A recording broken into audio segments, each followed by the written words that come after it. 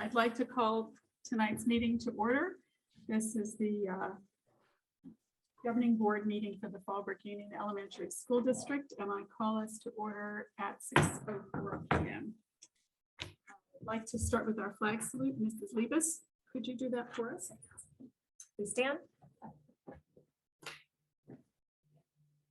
I pledge allegiance to the Flag of the United States of America and to the republic for which it stands, one nation, under God, indivisible, with liberty and justice for all.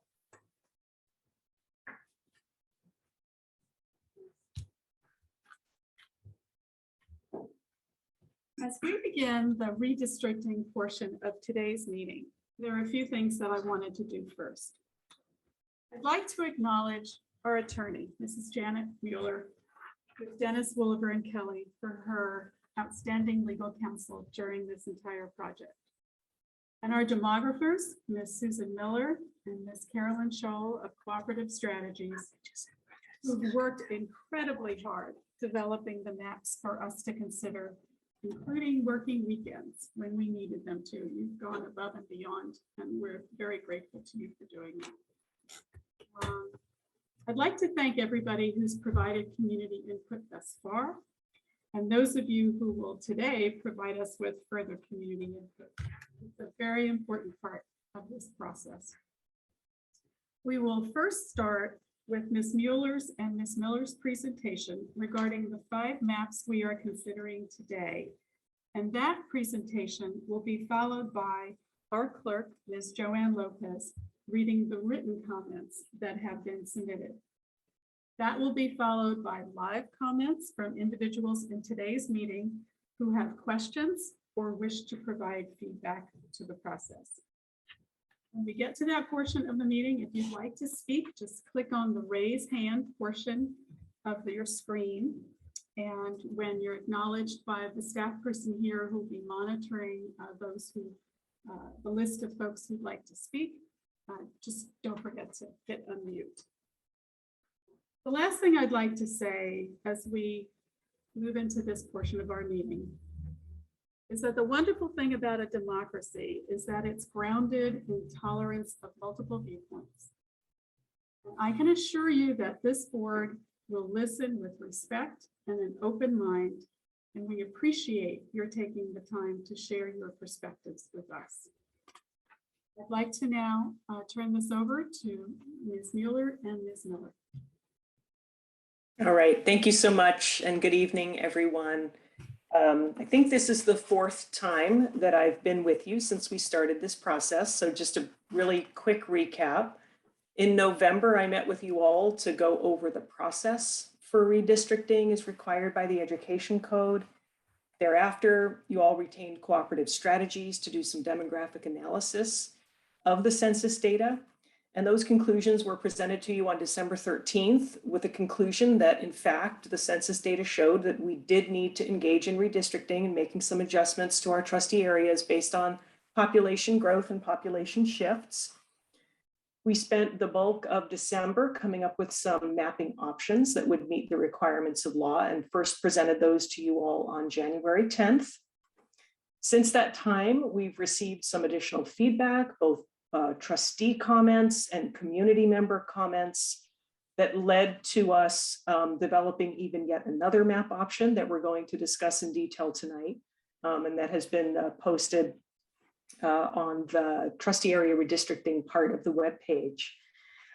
So what we're going to focus on tonight is reviewing quickly the options that have been discussed to date, presenting you all and the community with the newest option for further discussion, hearing from you all, hearing from the public, and then seeing if we are in a place where we are, or you are, I should say, not we, are ready to take action on a map. And of course, that would, I think, be ideal, but we'll let you all decide if that's where you are tonight. And if not, as you know, the deadline to have this done is by the end of February. So that's where we are tonight. And I think with that, I will let, unless there are other questions, I'll let Susan go ahead and bring up the presentation materials. And we're really just not going to present a lot of charts and tables. We're going to look at maps and we're going to look at summary data. And then this will really be an opportunity, I think, to start asking those critical questions and keying in on the ones that look like they're of interest to you all. Great. And with that, I will share my screen and go into presentation mode with you all. Okay. Are you able to see my screen okay? And now I'll move into, let's make it work this time, shall we? There we go. And I need to just go back a little bit. Sorry about that. Okay, as you all know, this is, I think, our third round of conversation. And so these maps are going to be very similar to for your viewing audience, as well as conversations with the board of directors. I'm just going to go through the maps and once again, just note the differences, the variance, as well as the CVAP. That is aligned with the trustee area number 3, which is one of the components that we're focusing on. So as you all know, this is scenario 1. We looked at this a while back. The variance in this one is at 5.8%, and we need to just be below 10%, just so you all understand that when we're tweaking the districts, the thumb rule is to be below 10. But certainly giving yourselves a little bit of breathing room is a consideration. So in this case, we're at 5.8%. And the CVAP in area 3, which is the peach color right in here, is at 52.3%. Moving on to our next map, which is scenario 2. Once again, we're below that 10%, a little bit higher at 8.4% variance. And we've filled in a little bit more in this area, what we would call kind of that rectangular space, to have the CVAP at 52.7%. Moving on to 2A, which was a tweaking of map number 2. As you all may recall, what we were looking at is still trying to keep that variance in that same range, but figuring out a different configuration of where we might be able to capture some of that population with the census blocks. So we had the what we call the yellow square. As you all recall, we talked about this before. This block or blocks were taken from trustee area number 1. We moved part of trustee area number 3 into the trustee area number 4 area, and we still filled in this rectangular space to have a CVAP of 54.1%. So that took our CVAP up higher in trustee area number 3, but the variance once again stayed in the 8.7%, 8.6% range. Then we looked at scenario number 3, which once again was taking consideration of trustee area number 3. And this takes the variance up to 9.3%, just under the 10% level. And as you can see, we do not move the census blocks in the square area that we had in the previous map. We use all of trustee area area 3 pretty much on the north, and then push a little bit out to the east, taking the CVAP in area 3 just below 52%, down to 51%. And then we tweak scenario number 3 just a little bit. And the purpose was to see if we could try to keep trustee area number 1 contiguous with each other, while trying also to take the variance down a little bit to give ourselves some wiggle room, as well as trying to keep that variance as close to 52% as we could in trustee area number 3. And that's what we were able to come up with over the past number of days, moving a couple census blocks around so that we kept the trustee area number 3 in the north comprehensive, and also allowed the trustee area number 1, as I'm showing right here, to stay contiguous as well, and balancing out to a variance of 7.6%. So on our last page, we're just going to look at all 5 of the maps so you guys can take a quick comparison of the different scenarios and what the different variances are, and what the CVAP in trustee area number 3, how it adjusts through the different configurations of the map. And with that, I can leave that here and take any questions you all might have, or Superintendent Singh, whatever you would like to do. Questions from the board? I have a question. I have a couple questions. first of all, I just want to make sure I understand, all 5 of these maps would fulfill, or any one of them would fulfill our legal obligation. Yes, correct. And then the second question I had was on the timeline you gave us. It shows once we adopt a map, then it is sent to the county registrar of voters. Is there a step where it is approved by the county board of education, like happened when we originally? No. did it? No, actually, it's a little bit different process. The county committee would only act if you did not adopt a map on time. Otherwise, they don't actually approve this. We file it with them, and we only file it with them really to notify them that we have accomplished the task. And otherwise, we are dealing primarily with the county registrar of voters and submitting all the maps for their attention. And our deadline is March something?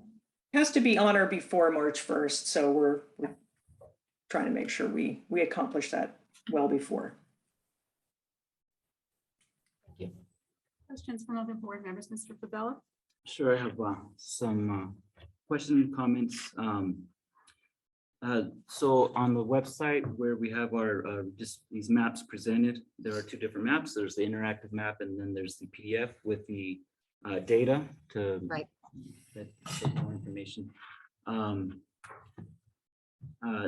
I looked at, or I had the question about 2 different tables. One was total population 18 and over 2020 census, and citizens by voting age population estimate 2015 to 2019. So that was a question that I had asked about previously, and I think what I learned from about the differences between the 2 tables is very, very interesting. I think it also factors into the CVAP that we're looking at, right? Can you walk us through that a bit to explain? Sure. So we're looking at 2 different data sets, really. Can you bring it up? So. Oh, sure. That's An a good example, idea. yeah. Share your screen. Yes, I'm trying. You want me to bring up the table, you mean? Yes. It would be good to see, yes. for reference. Okay, give me one moment and let me bring that up. And any of the listeners, if you're on next to near a computer, you can go to our district website and pull this information up for yourselves, so you can Yeah. go along. So while I'm bringing that up, just so you understand, there's 2 different data sets that we're working with, right? We are working with the, let's see if I can, which one would you like me to bring up, actually? Do I bring up any of them? Is that okay? Or Any of them, is really. there a specific? Okay, let me. Susan, I'm just curious, excuse me, or maybe I should ask someone in the room, what she's sharing be shared with the people that are at home watching? Okay, so they'll be able to see it without going to, I think, to our website. Right. Okay. Okay. Let me just find that little trustee area redistricting. Okay.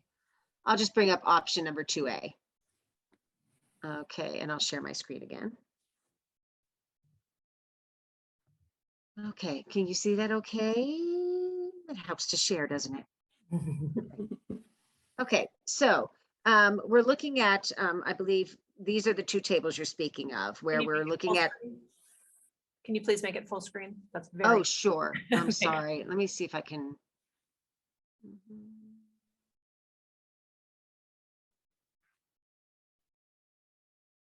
Let's see.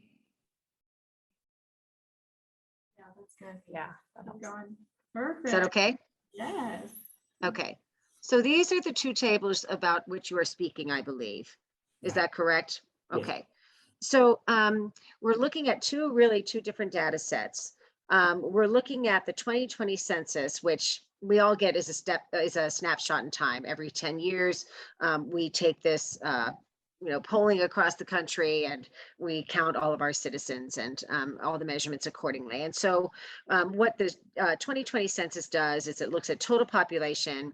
It looks at population 18 and over, as well as the voting population, which is the VAP, the voting age population. And that VAP is from the census, which is similar to the CVAP, but it does not factor into consideration citizen status. we look back to actually the division within the census that calls on the American Community Survey, which is what we would term the ACS. And this is conducted every year. It's an annual survey. And this is what you're looking at for the 2015 to 2019 data. That's what we're drawing on for those numbers. And what it does is it compiles what they consider to be the citizen voting age population, or CVAP, but only at the census block level. It doesn't go down to the minutia. It doesn't go down to the nitty gritty detail. And so it can make changes to the estimates annually. So we're doing a 5-year average in this case for the 2015 to 2019, so that we're actually able to kind of keep our the snapshot in time moving forward.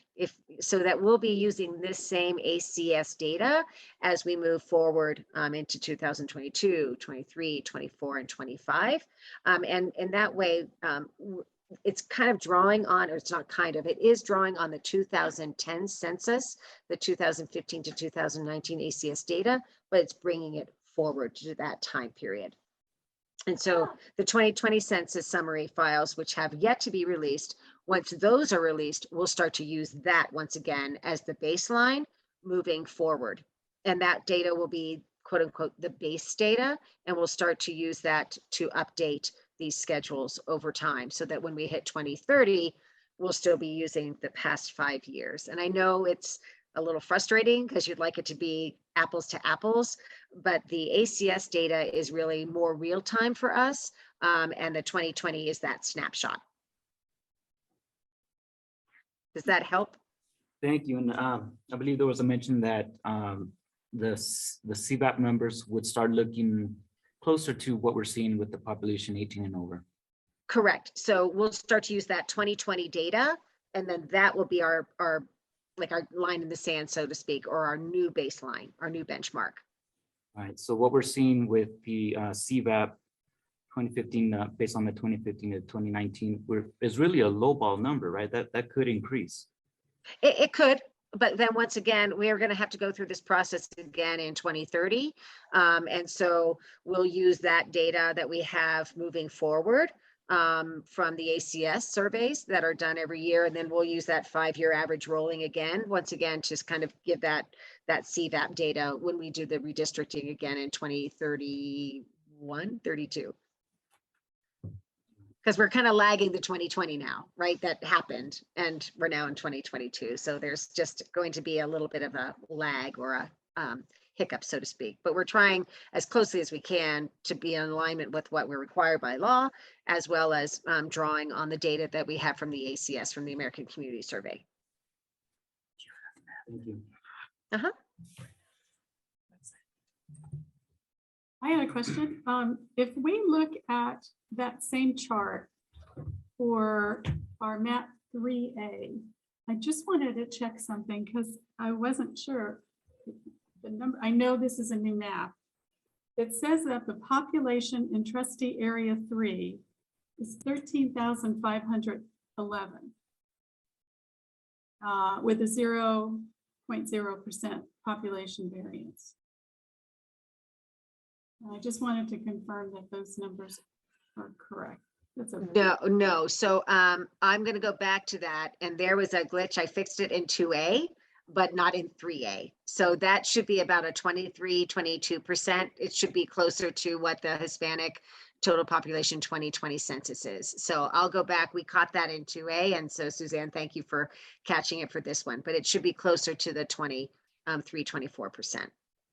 Well, what I was looking for is if you can tell me what the total population is in trustee area 3 and what the variance is, because that's the number that's 13,511. So you want to know what I'm sorry.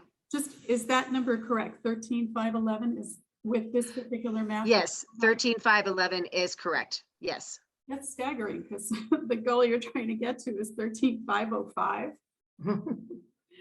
That's why I had to check. I was Right. Like, really? Did you Right. get that close? Okay, then that's correct. Wow, congratulations. That did not seem possible. Okay, thank you. Just wanted to make sure. Mrs. Lopez or Mrs. Lieber, any questions that you might have right now? No? Okay, I do have yeah, go ahead. some Mr. more to Gonzalez. share. I don't know if We're good, but I want no. to give folks a chance to chime in. So I've had a chance to really look at these maps and, really go through a process that we've gone through before and consider the same questions. And one thing I've learned is it's just really the process, right? The process to look at data and also look at what it looks like on the ground, right? And that's really that's what really helped me to process this, right? Because when we look at these maps, right, like we're looking at them before us, we see the data, we're seeing it from a satellite view, right, which is all good and very important, considering CVAP, contiguity, and variance, all of these numbers. So that's good to see. Another part of the process that I took was to actually go out into the community, especially in the areas that, we were going back and forth where there's the difference on these maps and seeing what that looks like on the ground and, considering especially the boundaries and what that would look like and how that would impact communities. And that's really where communities of interest come into play, right? The discussion of communities of interest. It's good to go out and see what that looks like on the ground. So that helped me process this and it helped me get a clearer picture of what we're talking about here. So one of the areas that's been, going back and forth has been the May Ellis area, the communities around May Ellis. According to this data here, it has those few blocks those communities have a very low CVAP. But if we look at the population, there it has a very high density Latino population. Some of these census tracts are close or over 80% in very large, especially the larger tract closer to base there. So what that tells me is that these are very likely immigrant migrant communities, right? With young folks in the family, not quite 18 yet at the time of the census, but it really speaks to the communities of interest that are in that area. We know that there's also military residents in the area as well, but I would think that the CVAP would be higher if there was more military residents in that particular area. So again, that area around May Ellis is heavily Latino, heavily and most likely immigrant and young families, and really much like my own family. My household has a very low CVAP. As far as folks over 18 goes, I'm the only voter in the household.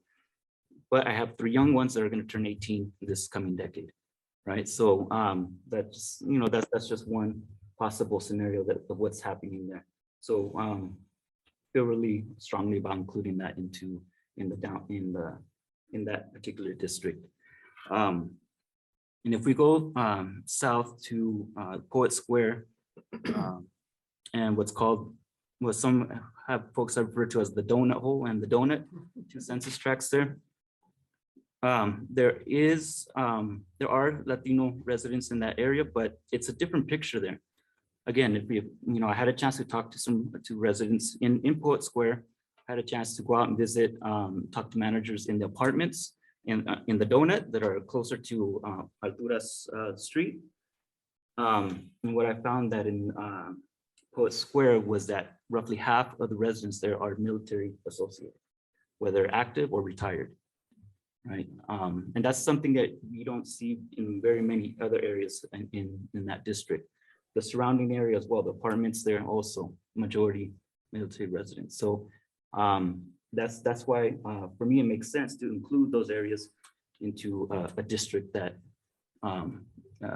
goes into the base.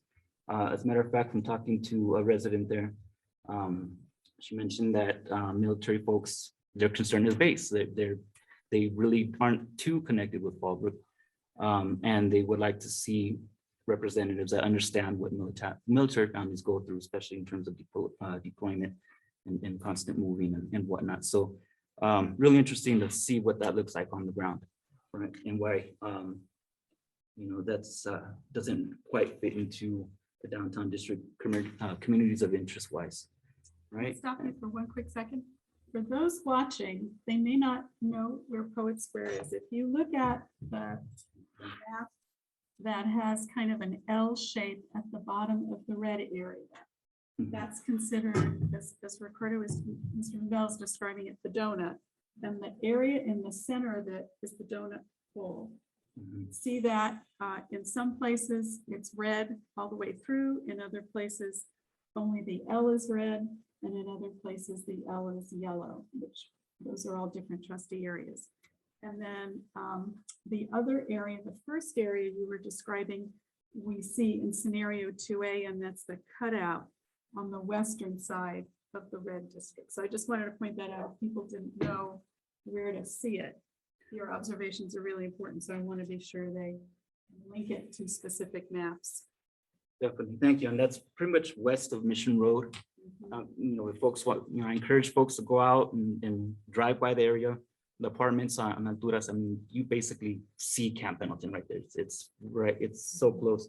Yeah, it's looking at a map like this, you might not realize how close it is to base, but it's right there. Can I say something about that area? Sure. I think looking after our last meeting at that area, I think one of the reasons that it kind of has a weird population density is because of our schools there. Because Fallbrook STEM Academy and May Ellis both take up a lot of physical space in those precincts. And so it probably looks like a lower density, whereas you're right, there are a lot of families who live around there. So, but it does seem like it belongs in the downtown district. In fact, that where the line used to be, I believe there's a fence all along there. There's a literal border between, although you can see it, like you said, you can see Camp Pendleton, there's an actual fence between the downtown area where people live and the no man's land. Mhm. So it would make sense to use that physical border as a border in that area. Right. However, I would not take out the mobile home community that's in the L there as well. That's without a question part of beginning area in the south area of the Latino majority district. And if we look at the heat map, and that's also a helpful indicator for what the map could look like, is the heat map. That's a dark red area in terms of Latino CVAP. So that jigsaw puzzle that fits in right there. I mean, I think it makes sense considering the census tracts that are there. Ideally, it would be great to cut that where the L is to the south, to cut that in half. It would make more sense contiguity wise. So we have Alturas pretty much in north being part of the downtown district, but we just can't do that. We have to maintain the census tracts as they are. So that's something that really helped me to see that a little bit clearer. And then lastly, I want to mention that a number that we're not seeing on the data, and that is the overall, well, maybe it is, but the overall population of Fallbrook. When we look at that, we know that Latinos make up about 50% of the town, which representation wise, we should see that reflected representation wise. So that's another factor. So that tells me that we also, in addition to looking to the downtown district, we need to look at neighboring districts where Latino voters can be a factor, right? So it's basically that tells me that we need to be careful about making one downtown district too compact. When we start to include too many communities or start to extend certain areas, we begin to limit the potential for Latino communities to be a factor in neighboring districts, right? Because we want to make sure that there's a Latino majority district, but we also want to make sure that there's representation all around that reflects Fallbrook's community. So that's how I've been able to process this on my end here. We're doing all that work and walking through the streets. Are we, I think, maybe ready to start our hearing session? And then once the written comments are read by Mrs. Lopez, our clerk will go into live comments. And then the board will consider this as an action item and have further discussion, because we will have your input as well. Mrs. Lopez, I turn it over to you. Okay. So we do have several comments. The first comment is from Oscar Duran. And he states, Fallbrook is a community with a great deal of potential. We have had some outstanding individuals step up to the plate and give leadership to our district in ways we have never seen before here in Fallbrook. It would not have happened had we not kept the pressure on for jurisdictions to create districts in a fair and transparent manner. We have the capability and talent in our people to elect more qualified leaders if we are brave enough to do the hard work and find ways to strengthen our trustee areas. The next comment is from a Fallbrook Unified parent.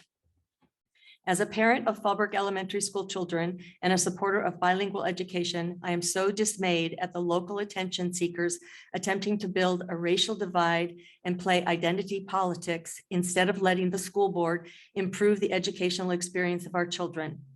I urge the board to stop wasting our tax money, sucking up to special interests, and get on with your job of educating our kids by voting for map number 3.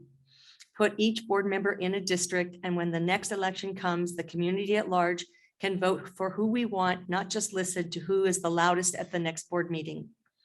It is sad to see the politically motivated community members who have no children in the district complain about maps and supposed problems with Latino representation. Many years, these school board seats go uncontested. How many Latinos have run for school board and lost in Fallbrook? I'm guessing very few, if any. That's not lack of access, that's lack of interest. Fallbrook has now been gerrymandered into districts as if it was a big city. I urge the board right now to stop kowtowing to these divisive people and vote for map 3. What matters to me is that there are people on the board that have the best interest of children in mind and know what they are doing.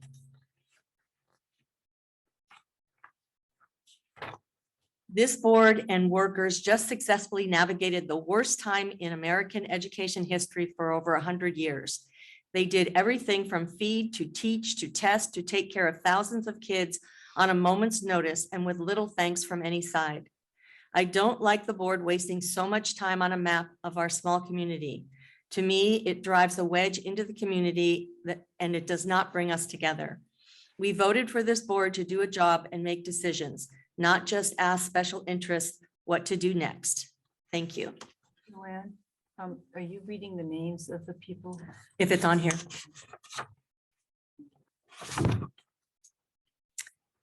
The next comment is from a Fallbrook voter. As I listened to Mrs. Maldonado Stamos and Mr. Frew address the board at the last meeting regarding the trustee area redistricting, I was struck by their utter hypocrisy. 3 years ago, they set out to reshape the board beyond the intent and spirit of California Voting Rights Act. They set their sights squarely on trustees Lisa Maston and Sigrid Stillman and accomplished their goal to bring about the board members that they desired. Fast forward to this time last year when one of their 3 preferred trustees, Karen Lieber, began her short-lived term as board president with the support of a new board majority that won their, in quotation marks, their seats simply because no one else ran. We don't know what happened the first half of the last school year, but we do know it resulted in the unprecedented step of removing Mrs. Lieber as the board president less than 6 months later. Now these same community members who gerrymandered the current map have decided it's time to usurp the will of the voters once again and attempt to remove trustee Susan Liebes, excuse me, without ever saying her name. To anyone who paid attention to the last meeting or 3 years ago, it was obvious that Mrs. Maldonado Stamos and Mr. Frew clearly were advocating to once again gerrymander the trustee areas so that Mr. Favela and Mrs. Lieber remain in separate districts, even though they live much closer than Mrs. Maston and Mrs. Stillman, the targets of their mean-spirited and deceitful campaign 3 years ago. They actually argued against a map that had been created specifically to increase the Latino population of trustee area 3 and had the highest percentage of all the maps of available and was an increase to the percentage as it was when their map was adopted, as well as the current percentage of trustee area 3. Mrs. Maldonado Stamus and Mr. Frew would have you believe that the area in which Mrs. Libas resides is an all-white gated community. But the reality, as is clearly demonstrated on the online maps available, is that those areas are 40% Hispanic, significantly higher than many of the neighborhoods, and certainly not as white as they would lead you to believe. Listen closely when they tell you that incumbents don't matter. They are only speaking of the incumbents they wish to replace with more puppets who are beholden to their agenda. They will fight tooth and nail at the expense of what's best for the very people who purport to represent, if it means maintaining their candidates. This board, created by Mrs. Maldonado Stamus, needs to vote for map 2A, the map with a lower variance and the highest Latino percentage. No one in this community has ever cast a vote for Mrs. Maldonado Stamus or Mr. Frew. Do not allow them to make the decisions that the school board should be making. The next comment is from Nicole Gaines. Good evening. I am writing in as a native Fallbrookian, but more importantly, as a concerned parent of a student at May Ellis. I would like to first thank the board for all their work during this pandemic in helping ensure we can keep schools open and kids, teachers, and all staff as safe as possible.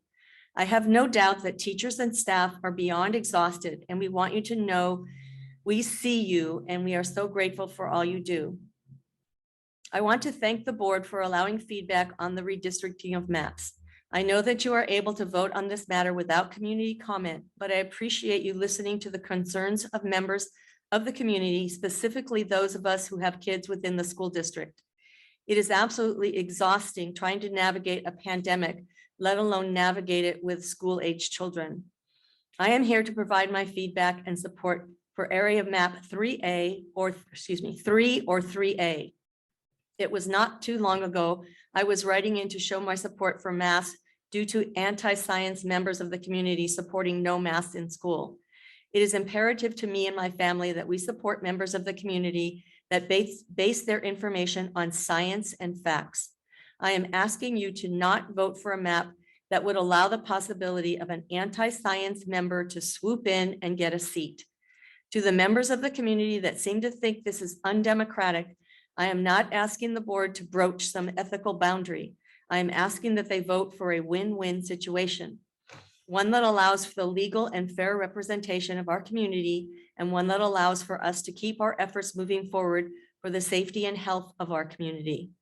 Map 3 or 3A are fair. They are both democratic. So while this directly affects my children, let's be clear that this directly affects the school administration, teachers, and staff just as much. They have done their best to keep my kids safe during this pandemic, and I will do what I can to voice my concern so they too can remain safe and protected. The pandemic is not over, and we can get through it if we work together to strengthen and protect our community. A vote for map 3 or 3A would do just that. Thank you for your time. The next comment is from Annabelle Canseco. Hello, I am a resident of Fallbrook and a mother of 2 children who would be affected by the redistricting maps. I am in support of map 3A, as it is the one that most respects the communities of interest and expanded to better reflect Fallbrook as a whole. I believe that it is important to look beyond the numbers and look at the community as people who deserve to be represented, not just the data. Thank you for taking the time to read my comment, and I hope the board continues to work with the interest of the community. The next comment is from Leticia Maldonado Stamos. Members of the community of Fallbrook have been working on having fair districts that will allow our neighborhoods to elect their representatives since 2018, with the focus being the Latino neighborhoods in the downtown area and elsewhere. Because, as you know, at-large elections have kept the boards of Fallbrook jurisdictions that serve us all completely devoid of diversity. Without going into detail regarding the challenge that the 2018-2019 FUESD board presented to its constituents when we first moved to districts, the work that we did as a community was solid, neighborhood-based, consistent with the law, focused on remediating the California Voter Rights Act violation of nearly 20 years. It is important that we not forget what that work was like. Without the resources, the staff, attorneys, the demographers, your fellow Fallbrookians created a fair map with trustee areas that are still valid today, even with the increase in population that the 2020 census shows. The neighborhoods are basically the same as they were 3 years ago. Therefore, the current map needs only some adjustments to the boundaries to bring us into compliance with the population variance. Communities of interest were not well respected in scenarios 2, 2A, and 3. Entire neighborhoods were moved to accommodate the numbers without consideration of what those neighborhoods actually look like. While CVAP is important, families must not be disregarded because they don't have voting age members. They must be represented fully. And a neighborhood with a high Latino CVAP does not equate to a strong community of interest as well. Therefore, scenario 3A looks closer to what Fallbrook looks like. It respects communities of interest. It adjusts boundaries for the increase in population in a way that makes sense. It gives opportunities for growth in leadership. Scenario 3A is the better map at this point. It also represents an example of what we can accomplish when the focus is on doing the right thing. This work is ongoing and the dialogue must remain open in these times when it is so difficult to meet and have productive discussions. Those are all the written comments. We have one live comment from Jennifer Montgomery.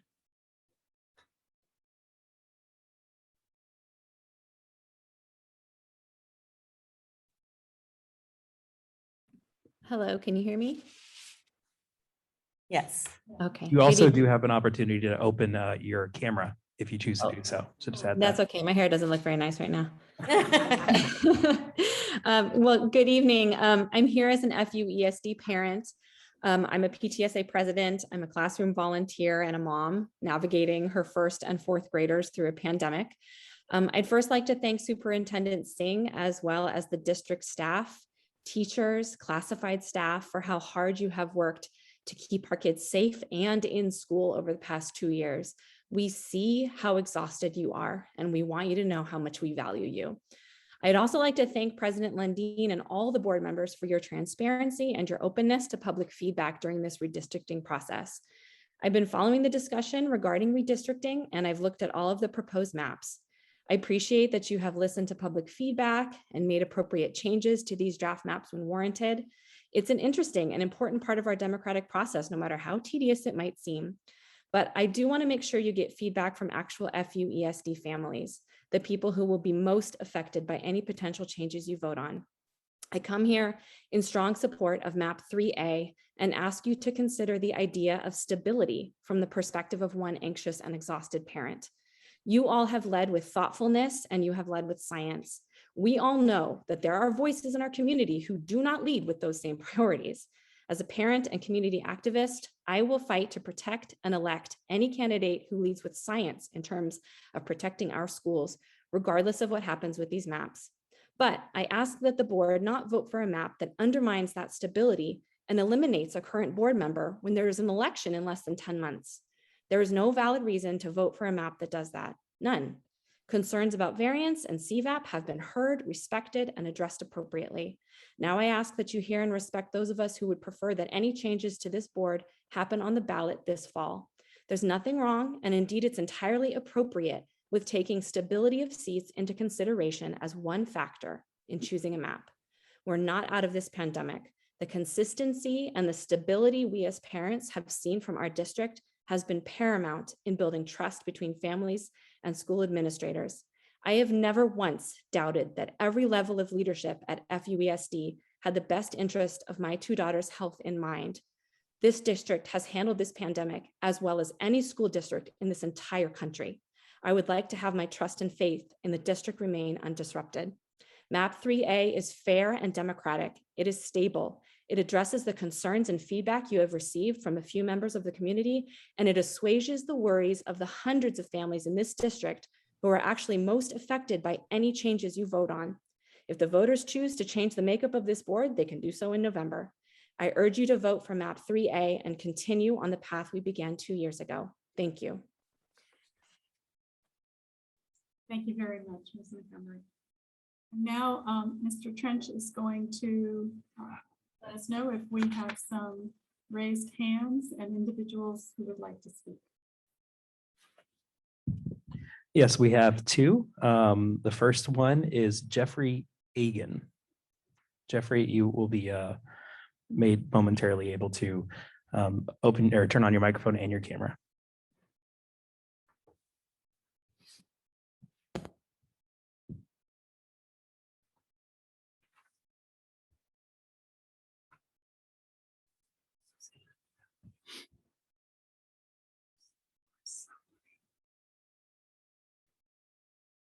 Okay, I'm sorry. I didn't realize that I just saw the unmute button that just came up. Yeah, I was just going to say that I'm going to leave myself in the present state because my hair is okay, but my room is a mess. So, thank you. I wanted to, thank you. I just wanted to commend the board and the district. I looked at your website today, and the first thing I noticed that caught my attention is that the redistricting process is out front and center on the website. So that is obviously the item of the day and the moment. So for anyone looking at that website, they can immediately, don't have to scroll through an agenda after agenda to find that information. So well done on that. Also, this seems to me, from my perspective, be a much fairer process than we had 3 years ago. I've been somewhat involved. I've been a little busy with my own board, but it's been an interesting process. I am in agreement with others who have spoken in favor of 3A. I'm sure it's not a perfect map, but I believe that it has been tweaked and massaged to the point where it's much better. And most importantly, in the downtown area, it reflects the wishes of the community. And I just want to push back on a few comments that were made, and I wish that they had actually attached their name to it, because it's really important for people to understand why we're here. Why is this district discussing district elections or by-district elections now? Well, they are because the entire state did that process throughout the 2010s, and they did that because of lawsuits that were brought on behalf of the California Voting Rights Act, and they were brought to bring attention to the fact that at-large districts discriminated against underrepresented groups. So that's why we're here. That's why, I don't need to tell you, be patronizing. Obviously, you know why you're here. So that process is paramount, and to create the best districts for the district as a whole. It's not to protect the incumbents. And it looks like this process, that criteria, although I disagreed with that even being a criteria, it does not look like that was a deciding factor, and it affected this outcome. So I think that's ideal, because really that is not one of the listed criteria in either the California Voting Rights Act or the most recent amendment in 2019 with AB 849. Contiguous districts, communities of interest, these are all very important criteria, and honestly, I think you're getting it right. So I just wanted to weigh in on that. Thank you. Next speaker. The next speaker we have up is Stephanie. No last name, just Stephanie. We are making you available to speak momentarily.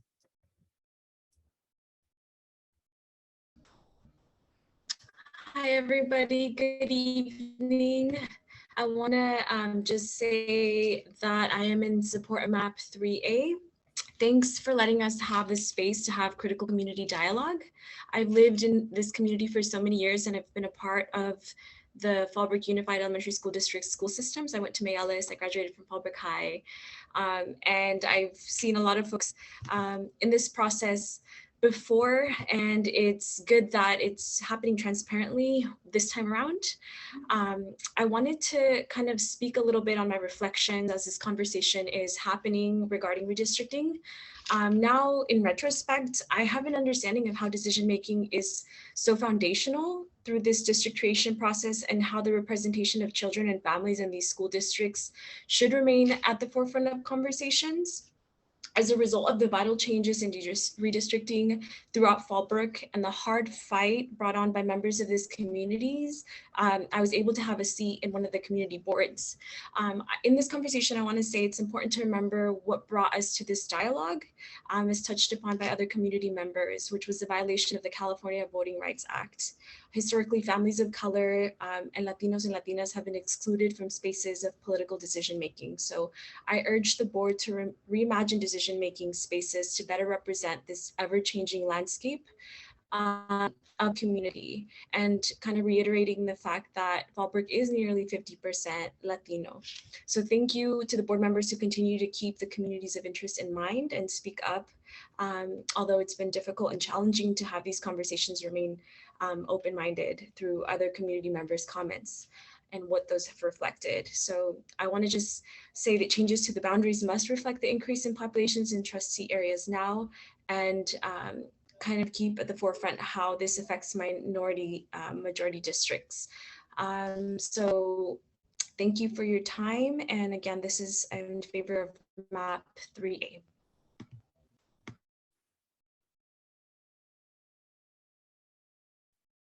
Mr. French? We have one more, Leticia Maldonado Stamos. Leticia, you should be made available to speak momentarily.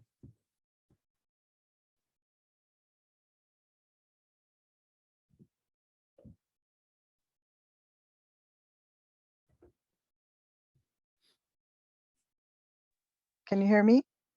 Yes. Oh, good. Thank you.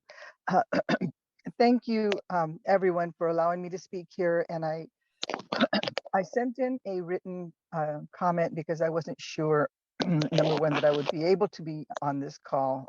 I have a nagging cough that ends up getting worse as the sun goes down, but I'm going to try my best. I'm not going to repeat what I put in the written comment, because it was pretty concise, and it pretty much stated what I wanted to share with you all. But what I do want to say is that where the demographer puts information before you to examine and digest in terms of population and CVAP and those kinds of things, when we're talking about communities of interest, we're really talking about what the community has to offer, what we bring to the conversation.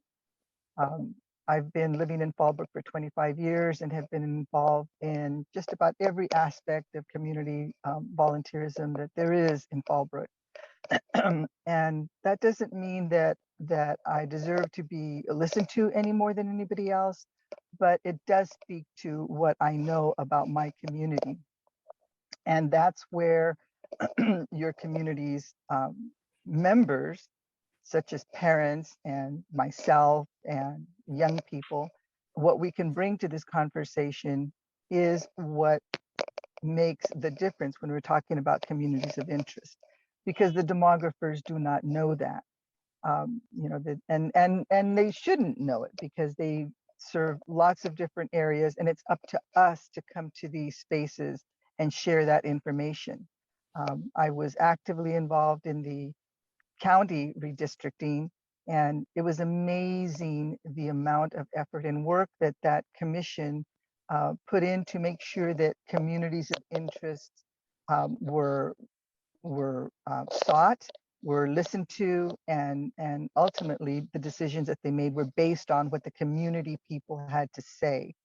And while I respect the comments that were made by various people about the maps being, you know, smart and legal, is not going to make this process one that's fair and democratic.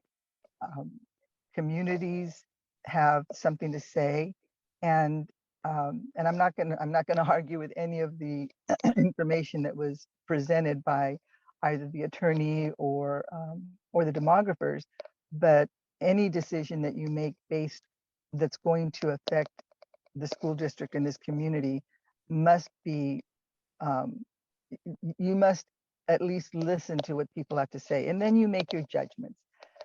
Finally, I just want to say that map 3A, I've always thought that as I saw the first 3 maps that were presented, there was, of course, the original map was closest to scenario 1, but the other 3 had work. They needed work, and I just kept saying in every space that I could that we can do better than this. We can do better than this. We can work together. We can talk more, and we can make a map that is better than any of those 3. And 3A is that map.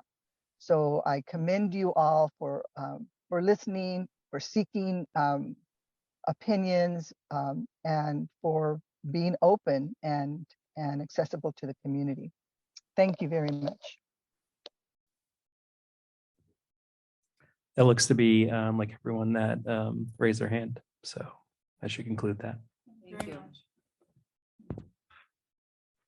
Well, I'd like to thank all of those who provided input tonight, both through written comments and by speaking. I think this has, as it was pointed out at the top of the meeting, this has been a process that we've been working on now for months. And I know that my colleagues have worked very hard through this process. We've looked at census blocks. I've never looked at so many census blocks in my life, and I now actually understand how to read all that, and have walked some of the areas. I know that one of the things that I've been grateful for is, as I've talked to people in the community to get their perspective, folks haven't been shy about telling me that I'm wrong or that a map is wrong. And they'll just say, hey, that's a really bad idea, or that's a really good idea. And I have to say, I'm grateful for that. I really value that honest feedback. And it's helped me, because there have been times when I've looked at a map and on paper, it looked okay. And then I got a little more information, a little more feedback, and I dug a little deeper and I thought, oh, okay, I see the point. I understand why that's not a map that works.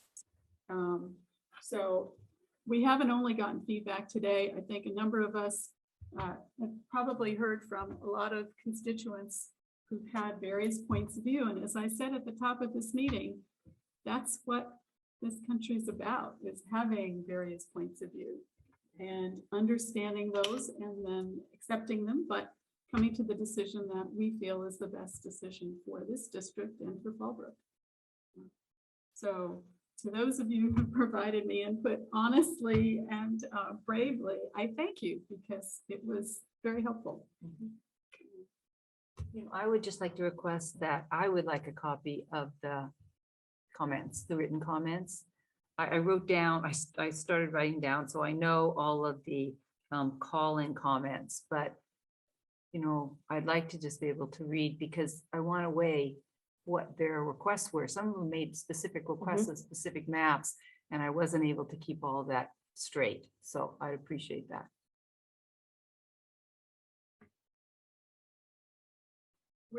We've now concluded the hearing session portion of our meeting.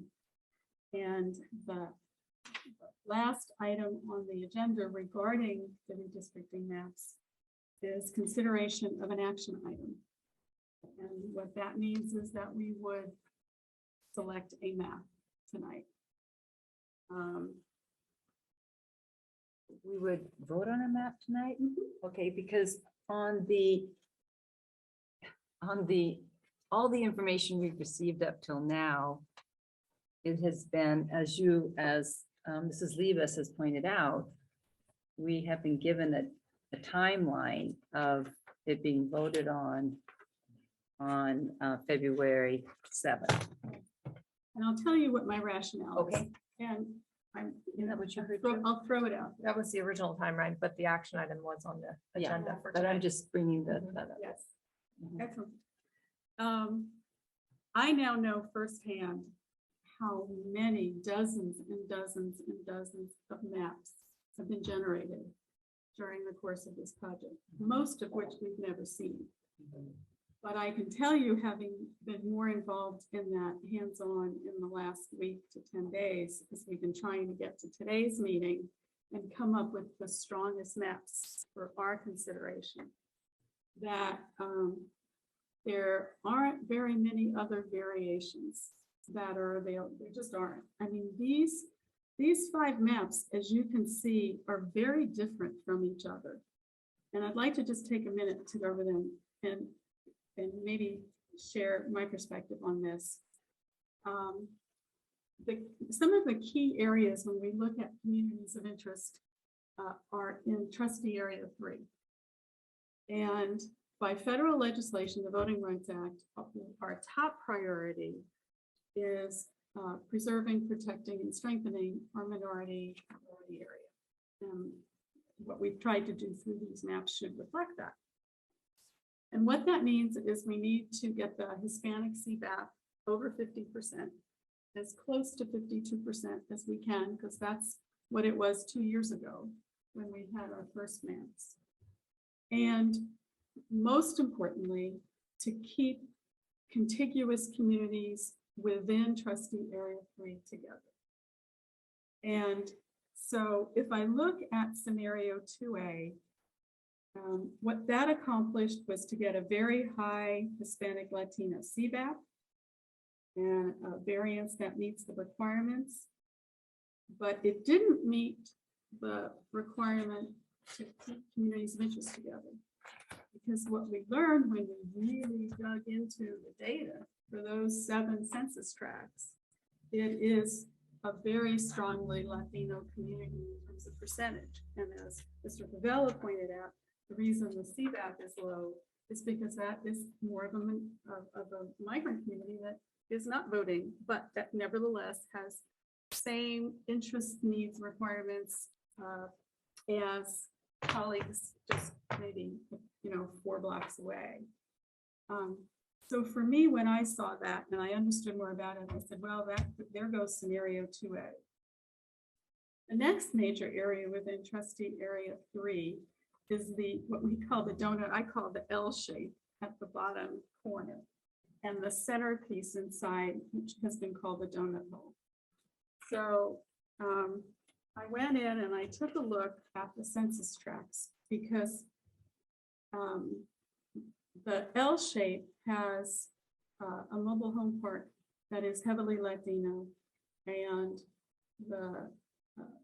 there have been back and forth discussions about the population within the centerpiece. So today I dug back into the census tracts and I can tell you a little bit more about that. The Latino population, total population in the L portion of that map is 78.4%. And that is similar to the level of population in many of the other census blocks within trustee area 3, that very high percentage. But when you look in the center part, it drops significantly. It goes down to 48%. There is more of a community of interest connection to the area east and south of it than there is to the area that it's immediately contiguous to. And what we've also learned through this process is that it is not incorrect to have a map that looks a little squiggly.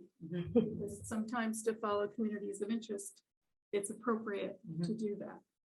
So knowing that those are different, that then for me at least knocked out scenario 2, scenario 2A, and also knocked out scenario 3, which had initially looked really interesting, but then when we learned that we were breaking up a community of interest by not having that L shape tie in with trustee area 3, I thought, well, okay, there goes that map. Because at least for me, I think it's really very important that we maintain that. That is one of our top priorities. So that, at least for me, leaves scenario 1, scenario 3A. And we've heard from folks who have their favorite maps, but the most important thing for us is if we look at the 4 criteria, the 4 key variables, and prioritizing the importance. The first one is the maintaining and supporting the minority majority community within trustee area 3 and looking at the Hispanic CBAP and trying to get it as close to 52% as we can. The second seriously important priority is maintaining communities of interest.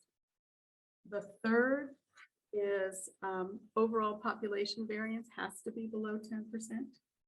And lastly, and we heard from our legal counsel at our last meeting, that for school boards, it is appropriate to consider stability of the board / incumbency. And so that has been one of the other criteria that we've looked at. Not the most important, it's not even the second or third most important, but it is relevant and vital, I think, to keeping the district and what we're doing on track. So sort of to answer your question, Mrs. Lieber, I think that the demographers have done an extraordinary job working through so many different ways of trying to accomplish goals. And these reflect the best of them.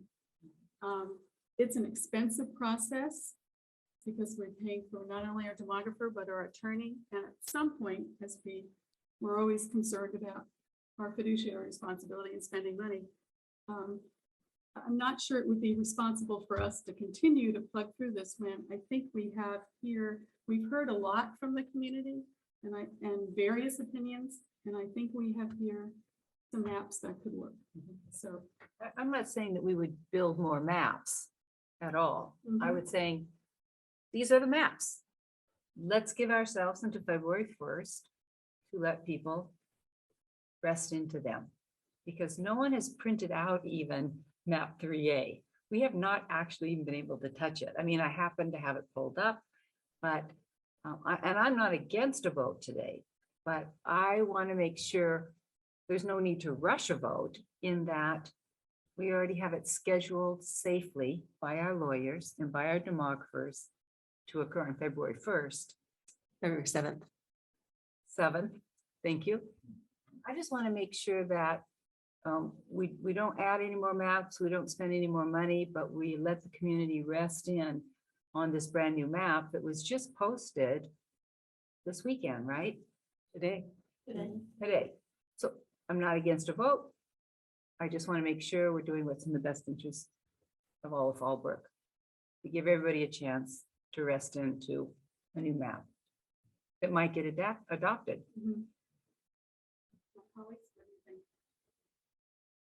I think that makes sense. Given how recent this map was put forward to the public, I think it makes sense to allow for that to remain in the public for any further consideration.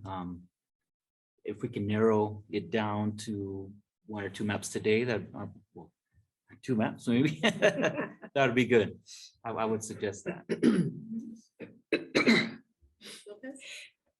I agree that I think that because map 3A just was posted today,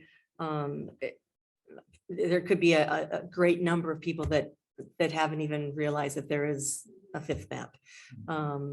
I think giving the community some time to look at it and feel about it and see the differences that it might take. I would hate to rush into a vote and then, and not take into consideration that we are trying to make this as transparent as we possibly can make it and get that input. As long as we're meeting the legal criteria, my gut tells me that we should really think about it and give people time to look at it. Compelling. Yes. I agree that there's no reason to rush. And I think we have really good options. And as you said, we have enough options. We don't need any more. I think we can vote on maybe we not can- adding any yeah. more options. Have our wonderful demographers just pause, take a rest, and just meet again and vote at our next meeting. One of the suggestions was to try and narrow the selection down somewhat. if there were maps that we can keep all 5 on the table, or we can try and narrow it down a little bit, so that the community can focus in on a couple of maps and say, I think this one works.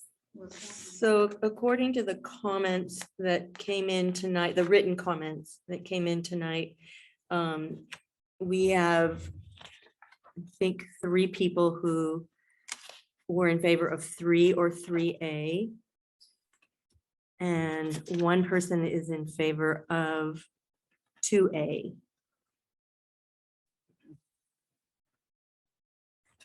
Columns, I happened to start writing at that point. So I got all of them. So we have 1, 2, 3, 4, and they're all in favor of 3A. And it's good for us to be aware of what our callers and our writers had to say. But No, I know. yes, I understand. so we know. Well, it seems like since 2A and 3A are just variations of 2 and 3, maybe we could discard 2 and 3 because the A's are more evolved and get back to 3. So we'd have 1, 2A and 3A. Make sense? Mr. Raffaello, That sounds good to me. Do you want to see map 2A in with the cutout?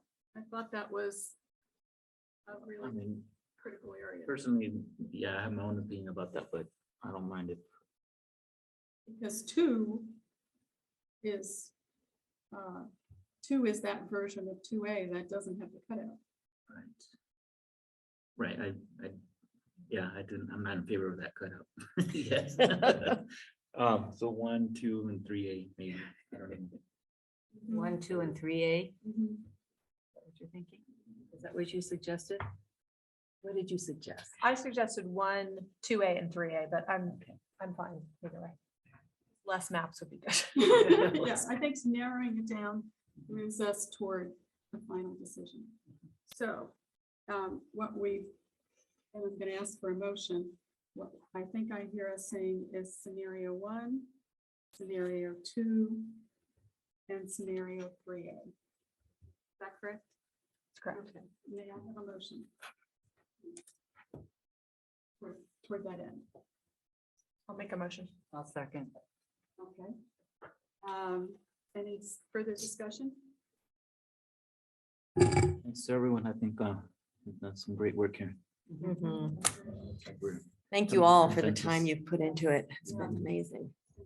All right, so we now have a motion on the table to eliminate 2 of the maps. We're eliminating scenario 2A and scenario 3, leaving us with scenario 1, scenario 2, and scenario 3A for consideration at our board meeting on February 7th, when we will make a final determination. Is that correct?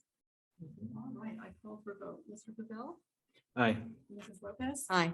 Mrs. Lieber? Aye. Mrs. Libas? Aye. And I vote aye as well. Motion carries. Okay. Thank you all. We are now going to take a 10-minute break, and then we will come back for the business portion of our meeting.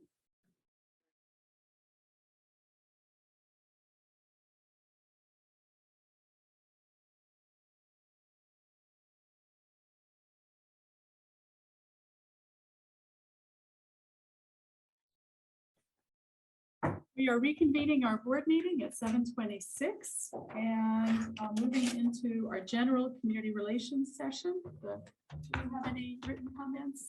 We do not. Do not. Do we have any speakers? Nope. Okay, then we move right into reports from the board. Let's see, let's start at this end. Mrs. Lopez. Not very much to report since the last meeting. I was able to help a couple more times with the COVID testing at Live Oak. So I've become an expert at testing children. And things were getting better there, so slightly, but that's been a pleasure to be able to help out a little bit there. But that's really all that's been going on, other than looking at maps. Sure. Just want to mention a few things happening that my children have mentioned about schools that I would like to share. So I have a second grader at Mayales and fifth grader at Mayales. And a couple times now, my youngest one, my boy, has mentioned how great the food has been at school, right? That we got tamales one day. Oh. Or enrolled tacos. I mean, just very culturally relevant food. So I really wanted to share what my kids have been sharing with me. My fifth grader has been involved with the Lighthouse committee at her school. So she makes sure that we get her to school early. She wants to be there and share her opinions on that. And we also went to the vaccination clinic that was held at Mayales a few weeks ago. We made sure our kids got their shots, their vaccinations. My teenager got her booster. And just really glad that we can offer that in Mayales in town. We got there when there was a long line of folks waiting to receive their vaccinations, and just really like to see it happening in town. We're such a critical resource in our community. Aside from that, maps. Just really had a chance to go out in the community. It really felt good to go out, talk to folks, and so it's been a really good process to give it the serious consideration that's required. And then finally, just wanted to put another plug in for softball. There's going to be walk club registration Wednesday at Ingold at 6:30 p.m. So for Fallbrook Girls Softball registrations, you can register in person or online at fallbrookgirlssoftball.com. And then baseball is also registering right now. So right now is the time to check it out. Yeah. Good job for volunteering to be a coach among all your other activities. It's my stress of you, believe it or not. Mrs. Weaver. Yes. I wanted to point out just the most creative teacher, in my opinion, in our district this last week, is Sarah Jimenez, who is a first-year special ed teacher at Potter Junior High, who is raising funds to purchase a class set of ukuleles. Isn't this wonderful? I don't know if you guys got to see this article, but I will make copies for you if you want. She even has a QR code to make it very easy for me to contribute. So I, of course, have contributed to this wonderful cause, and I hope everyone in this room will contribute as well. And I just think it's a brilliant idea, because no matter how much we drill math and science and reading into our kids, having an outlet like an instrument makes coming to school fun. And they will want to be here to learn those subjects with teachers like Sarah. So thank you, Ms. Jimenez, for this cool idea and for all your high-tech ability. And then I have been volunteering, not that I have any time at all, but I wanted to look into a program that is being offered or designed, I should say, by the San Diego County Office of Education. And it's called Everyone's a Reader Volunteer Program. And it's being implemented at Vallecito's Unified School District right now. Actually, it's just Vallecito School District. And so I signed up because one of their trustees reached out to me, and I offered to come a few times because I really wanted to see how successful the program was. So I have worked with the student, and they have little buckets, and in the not in the classroom, but in a separate room with an aide, and you go in and you pick up that child's reading material, and you sit and read with them, and then you fill out a form and give some really meaningful comments. And I just think it could be something that we should consider implementing at our school. We have a very large retirement community here, and we have some schools that are right near like the senior center. And I really think if we put a campaign together, we could get some really interested people who are looking for ways to contribute back after their years of wonderful life to our community to help support our students. And if you look at our test scores, we could use the support. So again, I would like to encourage all of us to put this on an agenda for maybe future consideration. And that is the end of my report. Mrs. Libas. I wanted to actually, like Mr. Favello, commend our CNS on their menu items. I have heard some very positive reviews on the new cheese lasagna. And also the mac and cheese, I've been told it is extremely cheesy. And I'm grateful that CNS is providing vegetarian options. My child is vegetarian. I'm sure he's not the only one. And sometimes those picky eaters also like more simple things. So I appreciate that. Our Fallbrook Lane Conservancy Save Our Forest program, environmental education program has been taking up most of my time this month, which has been a really wonderful way to spend my time. We have had 15 fifth grade classes so far. We have 4 more this week, and that translates to over 400 plants planted and almost an acre of habitat restored. Most importantly, it has given the students a connection to our local landscape. And it's really fun because when the classes get there, I always kind of chat with the teachers about what they're studying. And some of them it's erosion, some of it's life cycles, and then I can take the kids and show them that they can see erosion. We have a lot of erosions. They can see it firsthand. They can see those life cycles, and they get to go on a hike. They get to plant. They get to experience the life of a plant over a year. So they get to put themselves in that place. So I'm really excited to have them out there, and I want to thank our district staff for working with us on this, working with the Fallbrook Lane Conservancy, providing the transportation.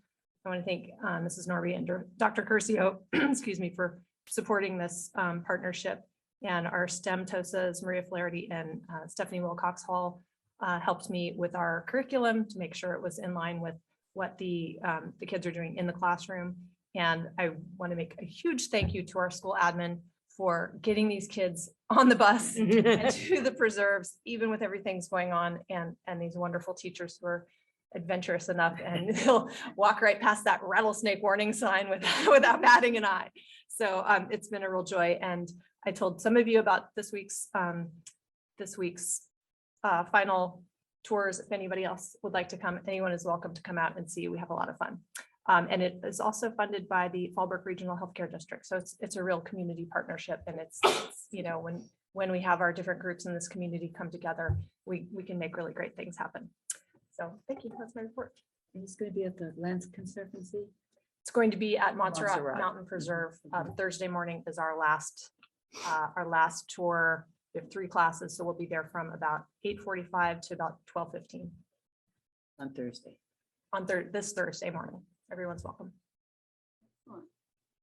My report's very brief. I too have been spending a great deal of time on our redistricting project and the census data. I did want to do a public service announcement. I wanted anybody who's watching, if you don't know, that every home in the US is eligible to order 4 free at-home COVID rapid tests, completely free. You get 4 tests, and if you want to get it, it's at COVID, COVIDTESTS, covidtest.gov. Takes you to a website.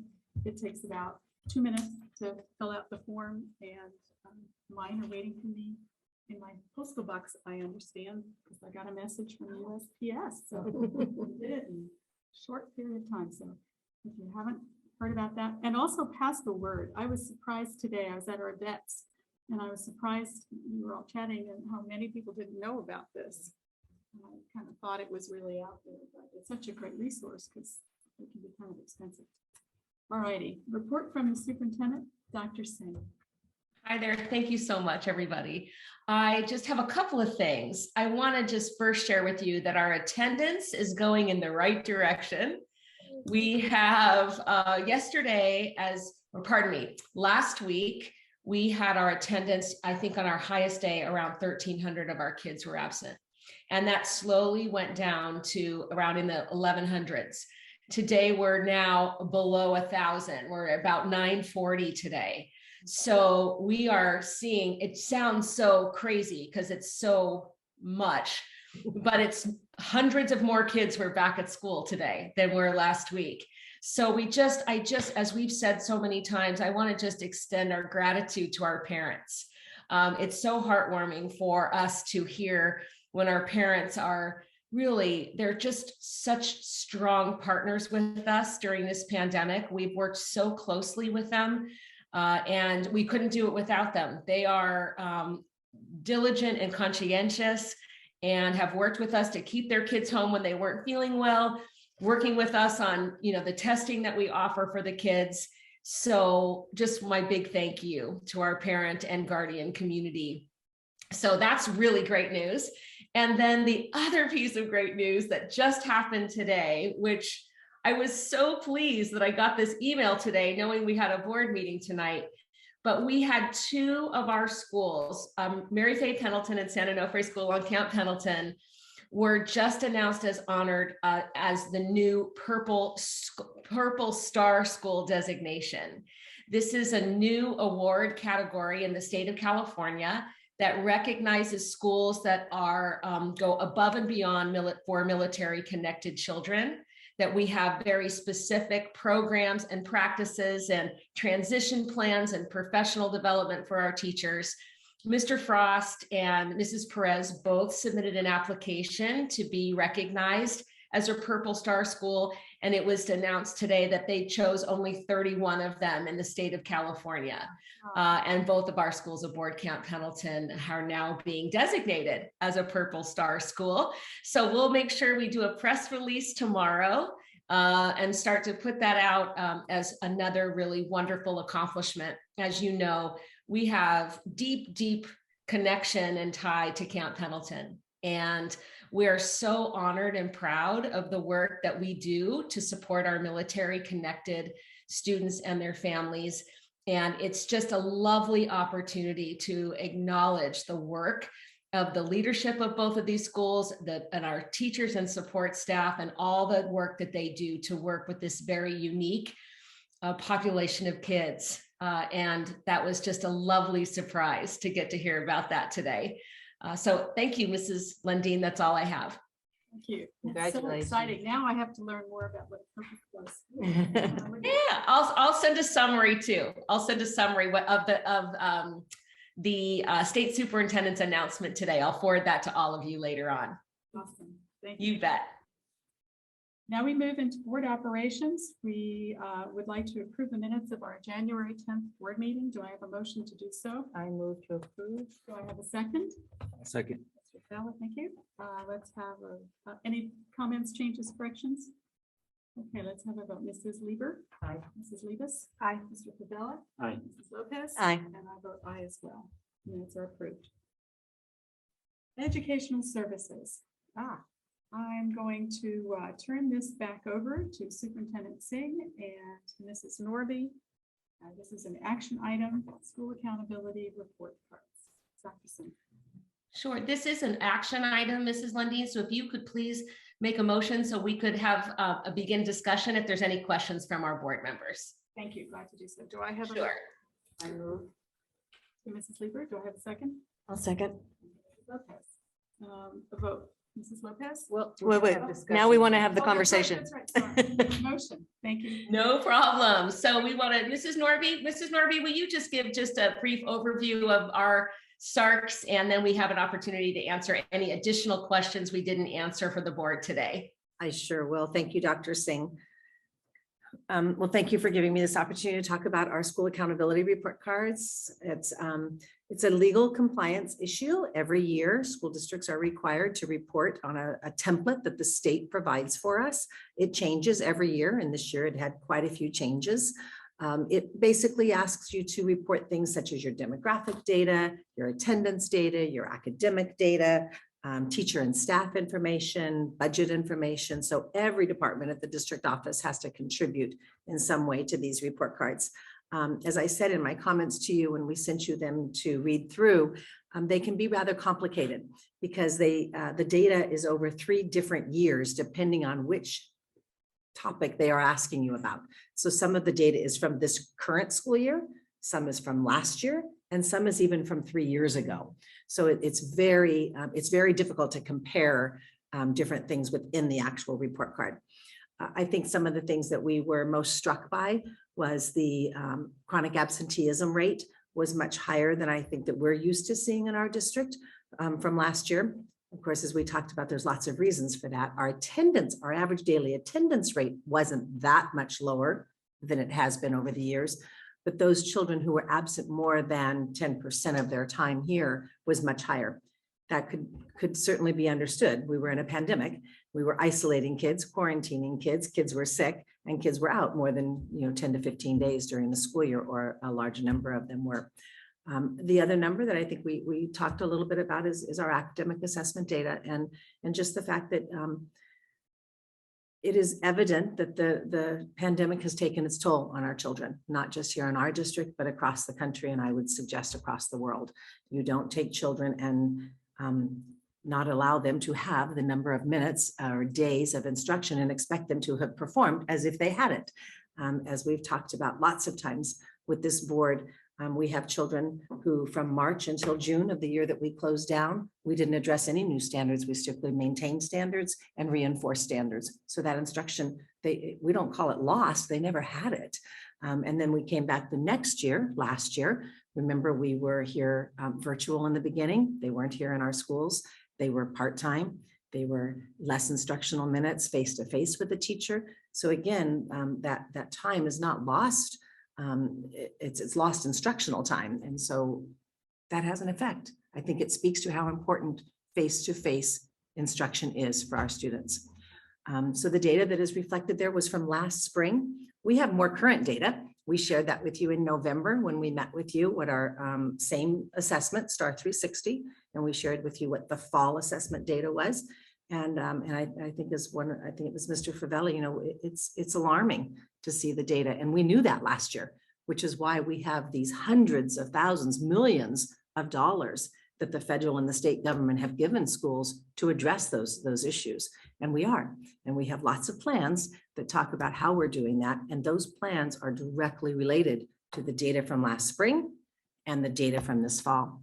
We are coming back to you in February 28th. We are right now in the middle of our winter assessments. Sneak peek, they're looking pretty good, but we don't have complete data yet, but those students who have taken it, we are seeing nice growth, and especially in the area of mathematics, which is nice to see because that was an area that our children really didn't get a lot of those standards. So in February, we'll come back and we'll report the fall to winter data, as well as we will look at winter to winter. Where were our kids last year in winter and where are they this year in winter? So we can look at a couple different data points, but I think we share and echo the concerns as all school boards and certainly district administrators and teachers are. It's been a hard time for our kids, and we have a task in front of us. And I would just say it's not going to be solved in 1 year. They are saying it's years and years before these children are caught up, if you will.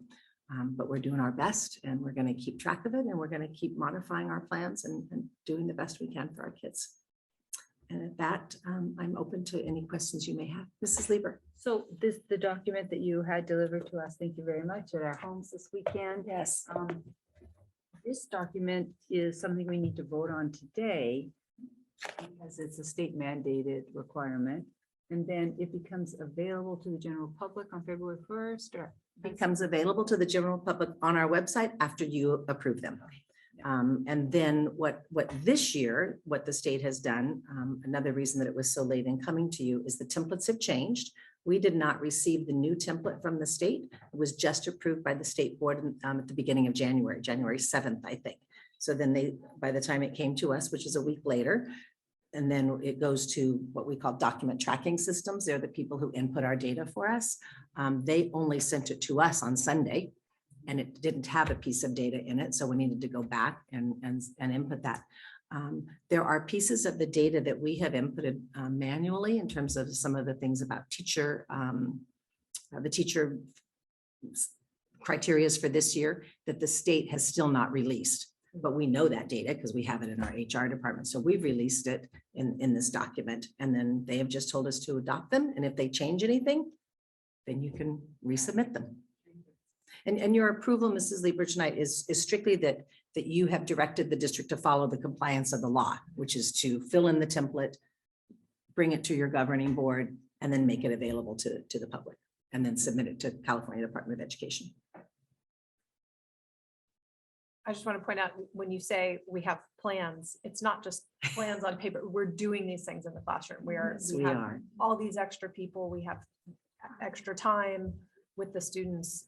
It's actually happening. And Yes. so that's why hopefully we're going to see improvements. Yes. Any other questions or comments? Are you ready for a vote? Okay. Mrs. Libis? Aye. Mrs. Lieber? Aye. Mr. Favela? Aye. Mrs. Lopez? Aye. And I vote aye as well. The school accountability report card is approved. Thank you. The next is an information item only, workshop and conference attendance, and that takes us to the consent agenda. Do I have a motion to approve the consent agenda? Make a motion. Second. Comments, questions? I noticed a couple things on the certificated employees. One is I was able to meet Ms. Ragsdale on one of our field trips, and it's always fun to be able to put a face with one of the names. And it was her very first day as a teacher. She got to go on a field trip. So I was like, don't get used to this. It's not going to happen every day. And then the Ms. Grijalva, is that our Ms. Grijalva is coming back? So how wonderful. So she's one of our most wonderful and longtime teachers. And what an amazing thing to have her as a substitute. So awesome. This is as a result of the state allowing people who have retired to come back and work with us in a more timely process due to the shortage of teachers in the pandemic. Well, we couldn't find better substitutes. I would just add that to piggyback on Mrs. Norby, the governor signed, I think I shared with you last time, an executive order that allows lots of flexibility for substitutes. As you know, this is such a very difficult time for schools and school districts with substitutes.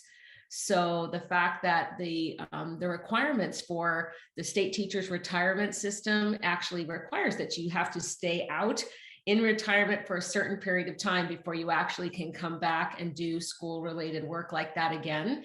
And those requirements have been waived because we're trying to get as many really, especially our retired teachers, to come back and work with us. So we couldn't agree more. We've gone through our retired teacher list. We have some of the best teachers in the world who have just retired from our school system. So we're reaching out to all of them to see if they want to take some time. So it's fun to see them in our classrooms again. Fabulous. Great solution. Yes. Do we have a motion? Are we ready for a vote? Mrs. Lieber. Aye. Mrs. Lucas? Aye. Mrs. Lopez? Aye. Mr. Favela? Aye. And I vote aye as well. The consent agenda is approved. And we already had one item mentioned earlier today. Everyone's a reader as a potential speaker item for consideration. So is that anyone would like to suggest? With that, the meeting is adjourned at 7:51 p.m.